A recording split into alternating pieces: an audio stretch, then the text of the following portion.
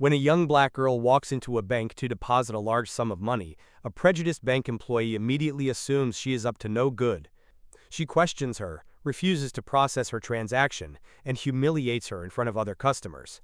But when the girl makes a single phone call, the employee's world is turned upside down, because her mother is no ordinary woman. She's the CEO of the entire bank. Like the video and subscribe so you never miss a story. The bank lobby smelled of freshly brewed coffee and floor polish. The morning sunlight streamed through the large windows, casting a warm glow on the line of customers waiting to be served.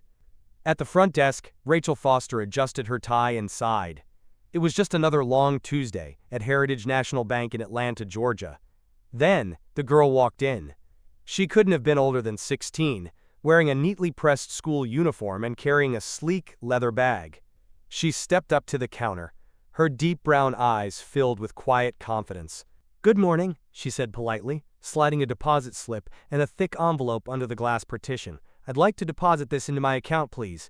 Rachel barely glanced at the slip before his eyebrows shot up. Her gaze flickered to the envelope. It looked full, too full. "Uh-huh," she said slowly, crossing her arms. "And where exactly did you get this money?"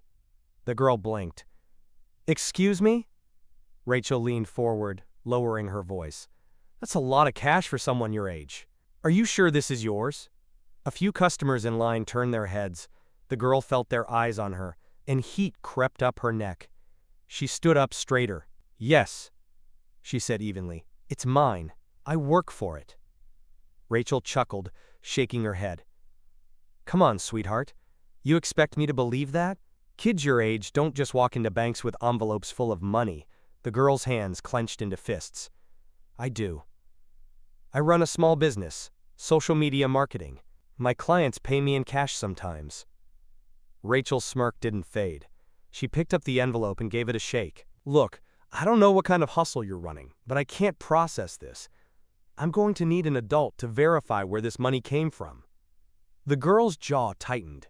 "Ma, my name is Amira Davis. I have an account here. You can check it in your system." Rachel snorted. "I don't care what your name is. You could be the president's daughter, and I still wouldn't." Amira pulled out her phone. With calm precision, she dialed a number and put it on speaker. "Hey, Mom," she said. "Can you come to the bank for a second?" The deep, commanding voice on the other end made Rachel freeze. "Which bank, sweetheart?"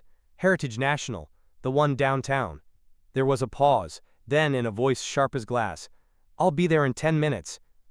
Rachel's stomach dropped. Something about that voice sent a shiver down her spine. She had heard it before. But where? 10 minutes later. Rachel stood behind the counter, shifting uncomfortably. Something about that phone call made her gut twist. The confidence in Amira's voice, the sharp authority in the woman's response, it was all too unsettling. But she pushed the feeling aside. The girl was probably bluffing. Maybe she called an older cousin or some family friend to come and argue on her behalf. She had dealt with situations like this before. Customers who thought raising their voices would change bank policies. Rachel had rules to follow. No ID, no deposit. Large cash amount? Verify the source. She wasn't doing anything wrong. Still, as the seconds ticked by, the energy in the room shifted. The customers in line seemed to sense something coming. A few murmured among themselves. Amira, however, stood perfectly still, her expression unreadable. Then, the glass door swung open.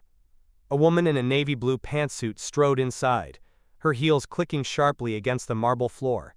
She moved with effortless authority, her presence commanding attention from the moment she stepped in. A sleek designer handbag hung from her arm, and her silk blouse was pristine. Rachel's breath caught in her throat. She knew that face. Kendra Davis, CEO of Heritage National Bank. Rachel felt the blood drain from her face. Kendra's eyes locked onto her daughter, scanning her quickly as if checking for signs of distress. Then, slowly, she turned her gaze to Rachel. "You," she said coolly, stepping up to the counter. "Are you the one who refused my daughter's deposit?" Rachel swallowed hard. I didn't refuse, ma'am. I just needed to verify." Kendra held up a manicured hand, silencing her. "You treated my daughter like a criminal in my bank?" Her voice was eerily calm, but the weight behind it was suffocating. Rachel's mouth went dry. I didn't. I was just following protocol. Protocol? Kendra repeated, her voice laced with disbelief. Did you check her account before accusing her? Rachel's jaw tensed. She hadn't. She had assumed. Check it now, Kendra ordered. Rachel's fingers trembled as he typed Amira's name into the system. The account popped up instantly. The balance made his head spin. Over $2.3 million. His stomach twisted into knots. Amira crossed her arms. You were sane? The entire bank lobby was dead silent. Customers stared, some whispering to each other. Kendra leaned in slightly. Let me explain something to you, Mrs. Foster. Her voice was smooth but carried the sharpness of a blade. I built this bank from the ground up. Every policy, every decision, runs through me. But nowhere in our customer service guidelines does it say to humiliate a young black girl for depositing her own money. Rachel's face burned. Kendra tilted her head. So tell me, is this standard practice, or were you just profiling my daughter? Rachel opened her mouth, but no words came out. That's what I thought, Kendra said, her expression ice cold.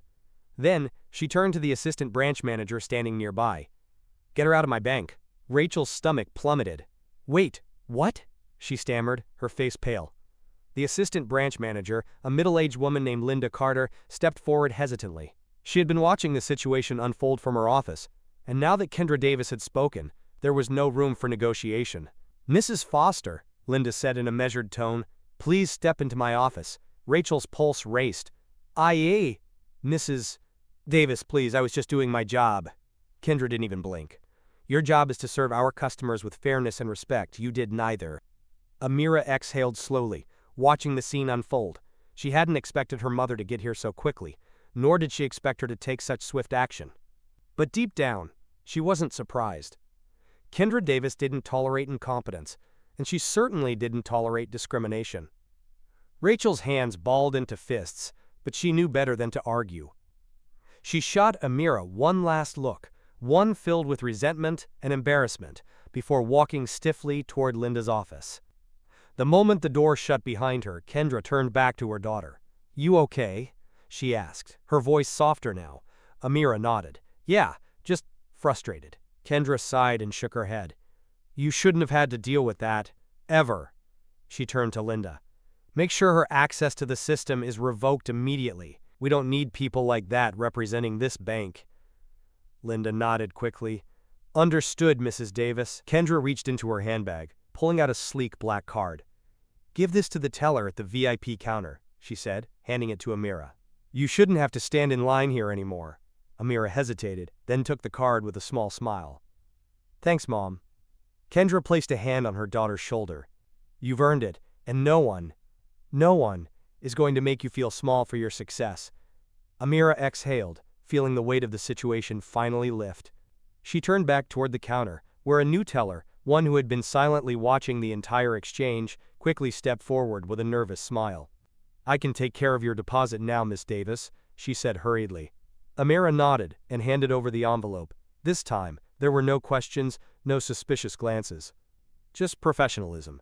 And respect. As Kendra turned to leave, she met the eyes of every bank employee watching her. Let this be a lesson, she said calmly.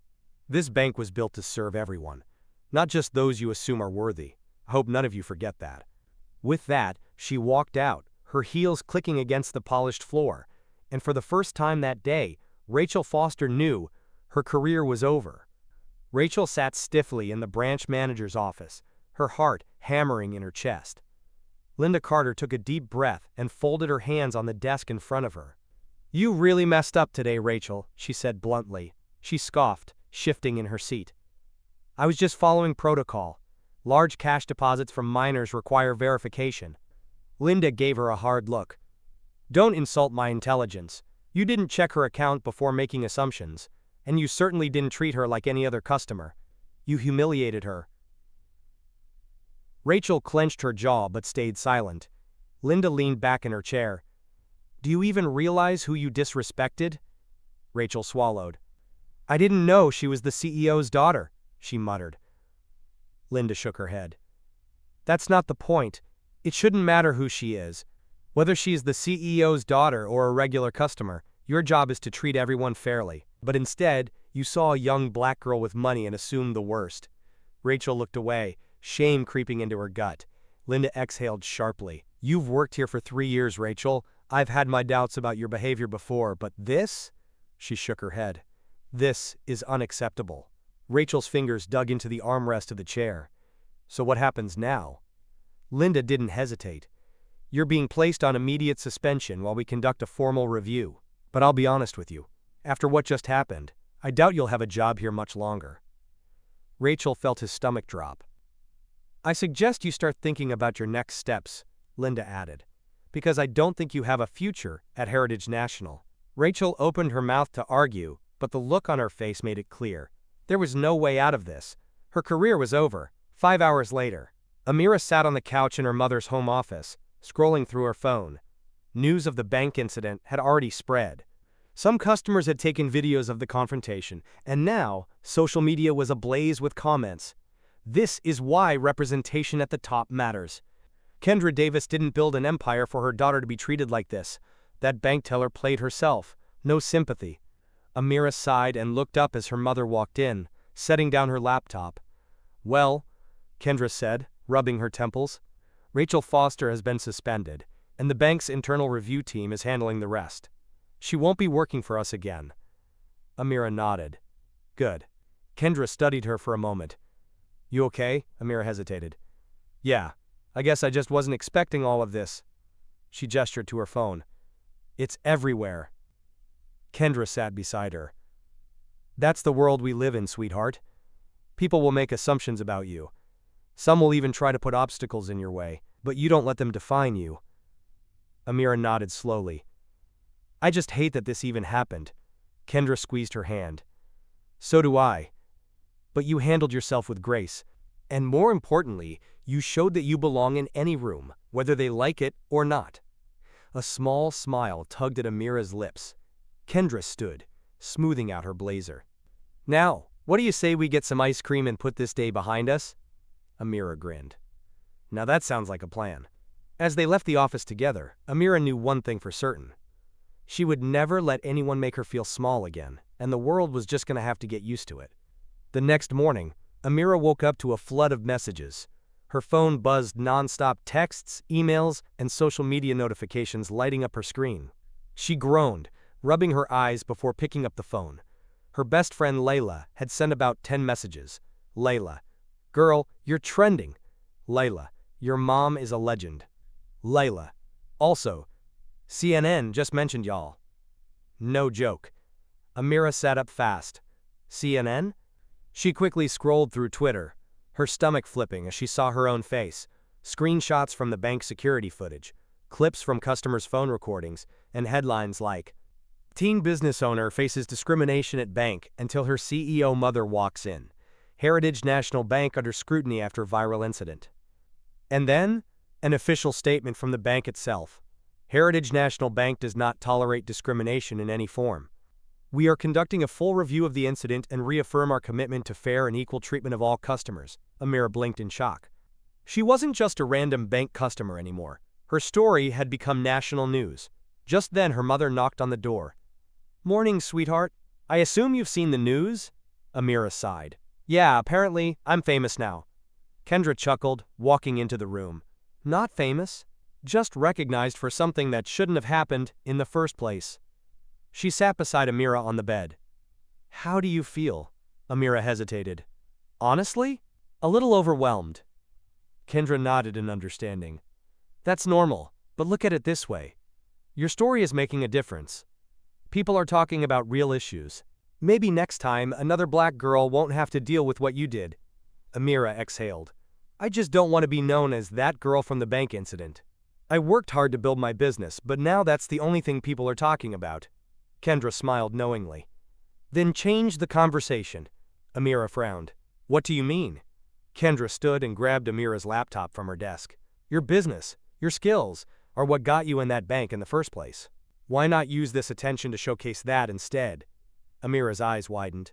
Kendra placed the laptop in front of her. If the world is watching, give them something worth watching. 2 weeks later, Amira took a deep breath, staring at the camera on her desk. Hey everyone, she said, hitting record. If you're here because of that bank incident, welcome. But I'm not just the girl from the bank. I'm a business owner. I run a social media marketing agency. And today, I want to show you how I turned my passion into a six-figure business at 16. She smiled. I built something for myself. And guess what? You can too.